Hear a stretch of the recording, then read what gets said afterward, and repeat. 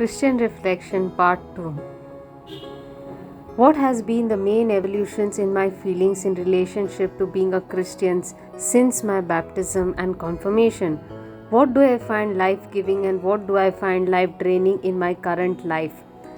Actually, we need to rethink and change our thinking and be born again in our mind to understand the good news. Nothing can separate us from God, for we are all sinners, all outcasts. We are a nobody, but God is inviting us to an intimacy. How God sees us. We need to acknowledge our sin and still love Him, accept the acceptance of God.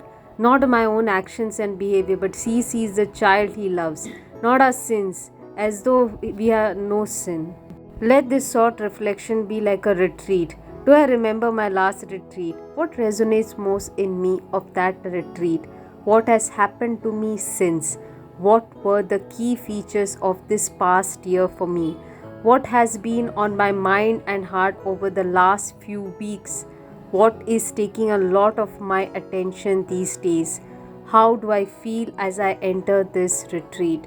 Let us evaluate and answer these questions for ourselves. We Christians need to fear and fight against a cheap God, a God of imagination and of human dreams, a God who is an idol rather than a reality, a God who blesses our mediocrity and weakness rather than calling us to growth. We need to seek the real God, the flame of love that burns and quenches the deepest yearnings of our wounded hearts. By Ian Matthews, Impact of God. What do you feel you are being called at this time in your life? Can you name one thing that you would hope would come about as a result of this retreat? What commitment can I make at the commencement of this retreat that will reflect me sincerely during these days? This picture reflects a picture of unison, God and me walking together through this path of life. We can make our own interpretation looking at this picture. Let us conclude by taking the words of St. John of the Cross. Where have you hidden, beloved? Why have you wounded my soul?